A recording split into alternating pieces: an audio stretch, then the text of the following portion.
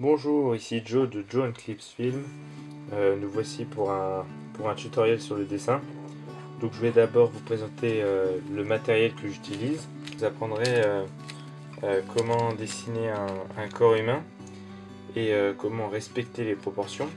Donc ici j'ai une gomme, un crayon HB, crayon H3.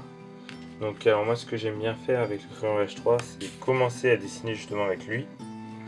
Et ensuite, parce qu'en fait vous remarquerez que entre le H3 et le HB, il y a une nette différence parce que c'est pas la même composition.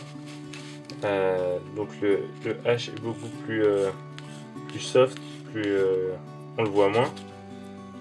Alors que le HB, voilà, il suffit d'appuyer un peu et puis on voit tout de suite le trait. Donc ensuite, qu'est-ce que j'ai? J'ai un petit stylo. Non, c'est pas un stylo, c'est pour ancrer mes dessins en fait.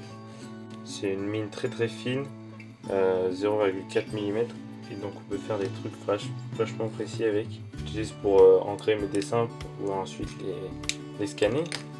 Ensuite, Criterion, tout le monde connaît. Hein. Le truc qui est bien avec ça, c'est qu'on n'a pas besoin de le tailler. Ça fait des traits assez fins aussi. Ensuite, l'esponteur. Donc ça permet de flouter ses traits. Donc c'est bien pour ombrer, pour donner des valeurs de gris différentes. Un cutter, je n'utilise pas beaucoup, mais c'est fait pour tailler ces crayons. Hop. Hop. Attention à ne pas se couper. Et en général, c'est plus utilisé pour enlever la partie bois du crayon, pour laisser la partie mine, pour ensuite faire des aplats en fait. Taille crayon, celui-ci.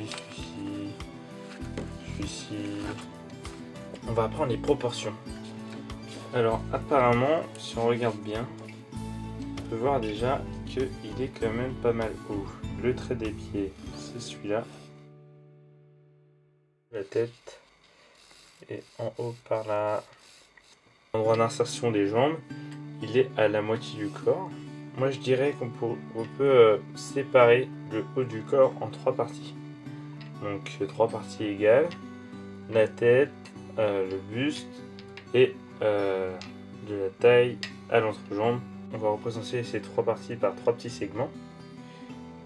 Tac, un segment donc là, un deuxième, et ensuite l'autre de la tête là. Hop, donc ça fait 1, 2, 3. Tac. Ensuite, on peut remarquer qu'en bas, les genoux sont situés à la moitié des jambes. Donc hop, on prend la moitié.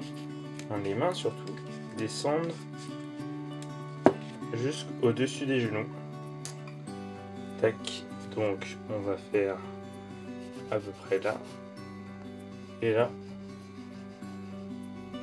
Les épaules sont à l'extérieur du corps. Donc là, si on a les épaules, ça serait vers là et vers là.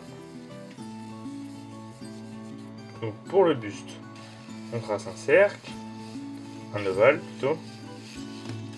Ensuite il y a la taille. Tac, tac. Le petit creux, c'est le sternum. Donc on peut le placer à peu près à la moitié, même un peu plus en bas, apparemment. On peut dire que c'est pareil que les jambes, c'est à la moitié que se trouve le coude. Donc ça tombe bien. Tac. La moitié, c'est facile à évaluer. Hop, on passe la moitié comme ça. Ensuite, on relie les segments par des gros boudins.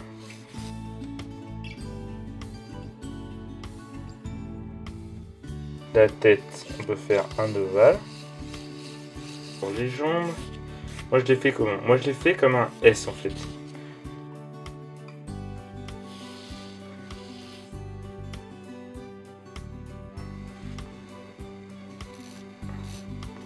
Un S très léger. Pour faire les pieds, je fais en fait des triangles. Tac, tac, tac. Ensuite, hop, on peut relier par exemple par des lignes tout le corps, enfin toute la silhouette du corps. Là, rajouter une petite bosse pour le genou. Ensuite descendre. Ici rajouter une petite bosse pour la cheville. Petite bosse pour la cheville. Toujours à l'intérieur. Petite bosse pour le genou. Ça descend.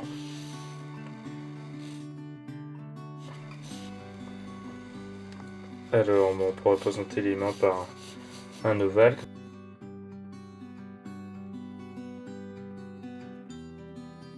Alors souvent pour la tête, on fait une croix, comme ça, pour représenter l'emplacement des yeux et la symétrie de la tête. Bon bah, je crois qu'on a appris beaucoup de notre petit Woodman, et je vous dis à bientôt.